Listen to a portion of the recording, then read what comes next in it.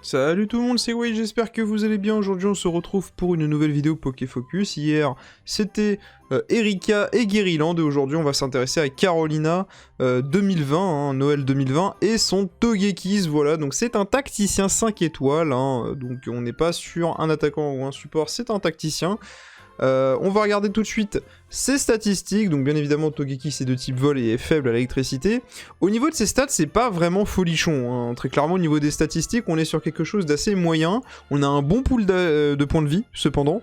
On a un bulk qui est quand même ok tiers, une vitesse assez faible, une défense spéciale assez normale en fait finalement, hein, pour un tacticien. 164 en défense physique, c'est un petit peu fragile, mais vous allez voir que Togekiss c'est encore un tacticien, enfin un attaquant déguisé en tacticien, tout simplement.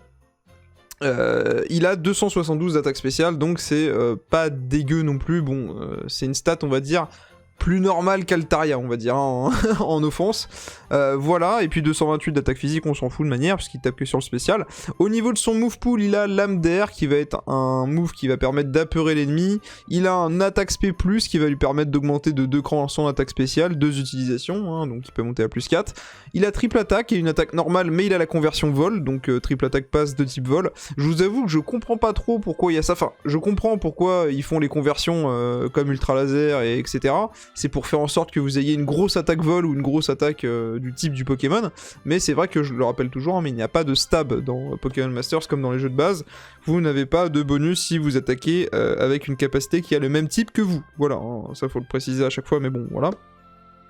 Au niveau de triple attaque, donc ça a 117 de power de base, qui est beaucoup, hein, quand même, c'est une grosse attaque. 100 de précision, 3 segments de la jauge, et ça a la particularité, hein, de soit brûler, soit paralyser, soit geler l'ennemi, rarement. Donc c'est pas mal, vous allez poser un de ces 3 malus random rarement, donc pourquoi pas. Ça cible pas tout le monde, hein, ça cible un ennemi, pardon. Le move dresseur, on se dépêche, qui va augmenter d'un cran la vitesse, et d'un cran le taux de critique du lanceur, et qui va augmenter de 2 crans une stat random, c'est comme le move dresseur de Cadoiseau, hein, c'est le même délire, là-dessus il n'y a pas de souci. Donc voilà, donc on a un perso qui va pouvoir se buff, vous voyez, donc c'est vraiment un tacticien. Là quand vous regardez un peu juste le move pool, c'est un tacticien parce qu'il peut brûler, paralyser ou geler et qu'il peut apeurer, c'est tout. Je veux dire, le move dresseur lui permet de se buff en vitesse en taux de critique, et il a un move qui lui permet de se buff en attaque spéciale, ce qui est plutôt pas mal. Voilà, donc bon. Au niveau de la Kappa Duo, bon bah c'est une Kappa Duo classique, mais il y a un petit, voilà, un petit tips on va dire, c'est que bon il a une puissance de 200, mais il va augmenter en puissance, donc sa capacité duo, si l'ennemi souffre d'une altération de statut. Et là vous voyez l'intérêt d'utiliser triple attaque, hein, donc vous allez vouloir poser un malus, enfin une altération pardon avec triple attaque, pour ensuite améliorer les dégâts de votre capacité duo, hein, tout simplement. Voilà, donc c'est un tacticien qui va beaucoup jouer avec les altérations, hein, tout simplement. Au niveau de ses talents passifs, on retrouve 3 talents. On retrouve chance altération de tourment, hein, qui va permettre d'augmenter les chances d'infliger des altérations de statut à l'ennemi, de l'apeurer, de le rendre confus ou de le ligoter. Donc ça c'est vraiment pas mal, hein, en combo avec triple attaque. On a également le même talent, mais qui va cette fois-ci en complément en fait du premier, qui va augmenter légèrement la puissance des capacités du duo si l'ennemi est apeuré, confus ou ligoté. Bon, ça on s'en fout, parce que vous allez voir qu'on va jouer un build plutôt orienté triple attaque, et pas Lame d'air, hein, qui est plutôt basé sur l'apeurement, sur la peur, et conversion vol, comme j'ai dit tout à l'heure, hein, pour le move triple attaque. Voilà, tout simplement. Au niveau du talent, je vous conseille bien évidemment puissance critique 2, c'est un attaquant, hein, enfin c'est un tacticien, excusez-moi entre guillemets, parce qu'ils lui ont mis tacticien, mais c'est un attaquant très clairement de Togekiss. Mais voilà, au niveau des talents, je vous conseille puissance critique 2, bien évidemment, à lui mettre. Voilà. Au niveau du plateau 1 sur 5, bah, vous l'avez sous les yeux, hein, voici le plateau 1 sur 5, donc rien de foufou, encore une fois, hein, comme vous avez l'habitude, finalement. Donc rien de folichon, finalement, pour ce plateau. Voilà, donc on va passer tout de suite au 2 sur 5. Là, on est beaucoup plus axé triple attaque, puisqu'on va aller chercher pas mal de cases qui vont améliorer finalement la puissance de triple attaque. On va également aller chercher un vitesse plus 20, qui est pas mal pour Togekiss, hein. Il est pas très rapide, donc c'est toujours agréable. On va aller chercher également un attaque SP plus 10, donc ça c'est bueno, hein, pour améliorer sa stat offensive principale.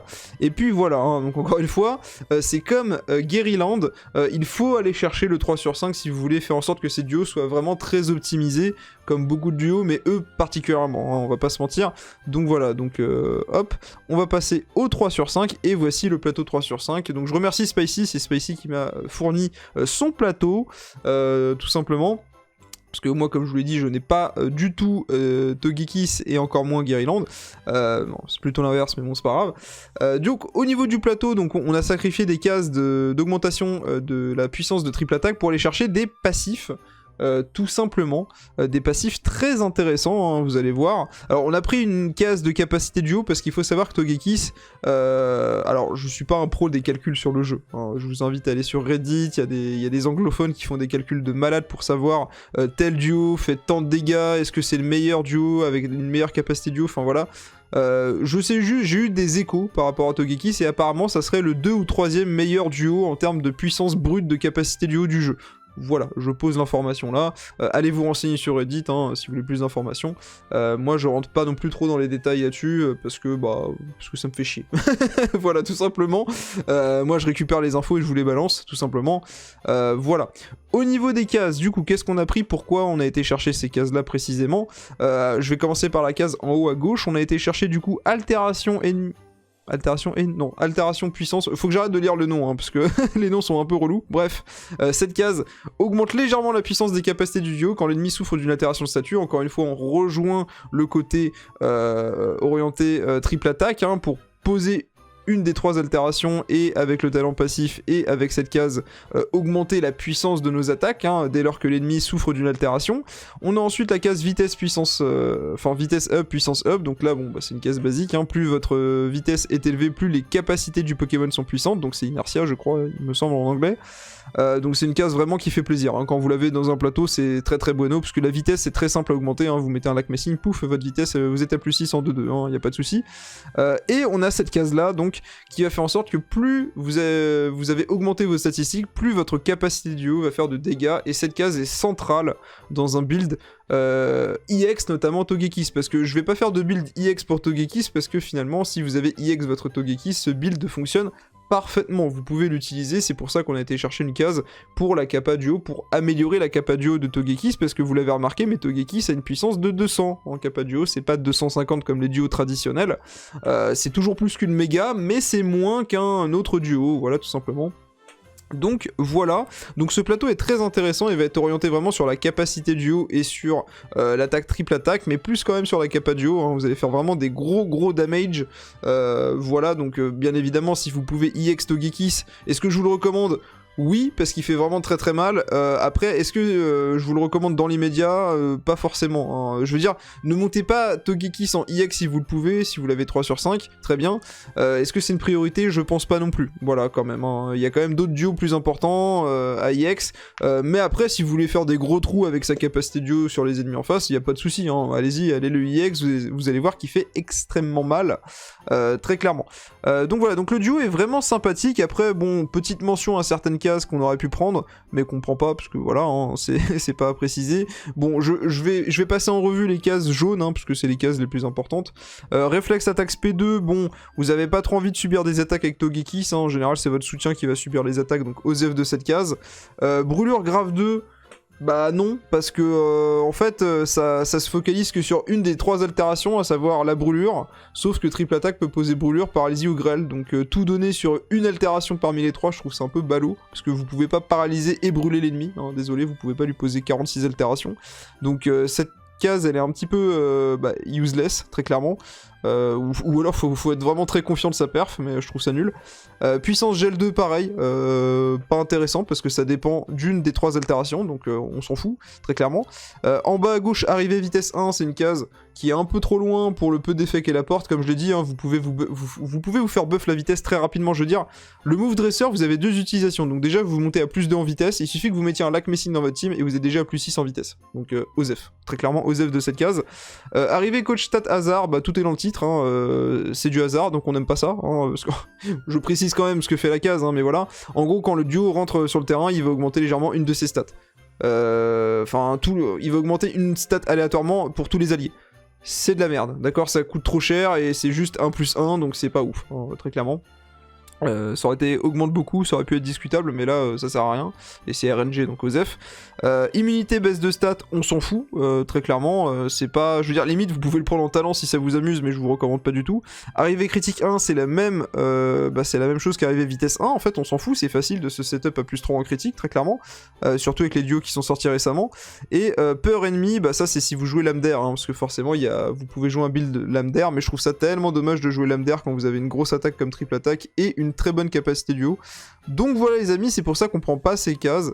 Voilà, je pense que j'ai un peu tout dit sur le duo. Je peux pas vraiment donner une note pour le duo parce que... Enfin, je vais quand même donner une note, hein, mais c'est vrai que je le connais vraiment pas Togekiss. Autant Guerryland m'intéressait parce que c'est celui qui m'intriguait le plus parce que c'était un soutien. Mais là, Togekiss, ouais, il m'intéresse vraiment, vraiment pas trop. Après, il est quand même plutôt pas mal. Honnêtement, objectivement, quand tu regardes son kit et quand j'écoute les retours positifs que j'ai du duo, je peux pas lui mettre vraiment une sale note. Pour moi, il mérite au minimum 7,5, voire même 8 sur 10, je pense, largement. Je pense qu'il mérite largement, en fait, 8 sur 10. Je veux dire, il inflige vraiment des dégâts insane. Donc ouais, je pense partir sur un 8 sur 10. Dis donc, les saisonniers de 2020 sont vraiment cool, hein. Guerryland 8 sur 10, Togekiss 8 sur 10, c'est plutôt pas mal, hein. C'est plutôt pas mal. Après, voilà, hein, est-ce qu'il faut invoquer? Bon, vous avez vu ma vidéo coup de gueule. Oui, vous pouvez vous faire plaisir, comme j'ai dit dans ma précédente vidéo. Hier, j'ai fait 2 multi, moi, sur Guerryland, j'ai rien eu. Bon, bah voilà, tant pis. Mais voilà, faites attention à vos diamants, on arrive à la fin de l'année. Il y a beaucoup de portails qui vont arriver, il y a le trio de Kanto qui revient, on a un duo surprise, entre guillemets, le 21 qui arrive, ça sera certainement N. Donc voilà les amis, c'était ma petite analyse sur Togekiss. Donc voilà, un bon 8 sur 10, c'est un très très bon tacticien. Vraiment, il utilise le côté tacticien, mais pour DPS, et ça j'aime beaucoup. C'est un peu comme Luxray, comme Altaria, donc vraiment, c'est un excellent duo, et je l'ai pas précisé, mais l'avantage de le jouer avec Lac Messine, c'est que il est de type vol, donc vous allez avoir le bonus de talent de type, donc ça c'est vraiment cool, hein. Je préfère le préciser parce que c'est vrai que les talents de type ça passe un peu à la trappe, mais c'est une bonne feature quand on l'exploite bien, tout simplement ça apporte un petit bonus qui peut faire plaisir quand même, hein, on va pas se mentir. Voilà les amis, c'était White, mettez-moi un max de pouces bleus pour cette vidéo analyse sur Togekiss, abonnez-vous à la chaîne si c'est pas déjà fait, partagez la vidéo, et je vous dis à la prochaine pour une prochaine vidéo, vous connaissez la chanson. Normalement la prochaine vidéo, promis, ça sera le Pokéfocus sur Junko, ça fait une semaine. Enfin, j'ai quasiment une semaine de retard, je suis désolé, vous l'aurez bientôt, sauf si on a des leaks qui sortent demain, c'est possible, voilà, on sait pas. Voilà les amis, à la prochaine pour une prochaine vidéo, c'était White, prenez soin de vous, et à plus tout le monde.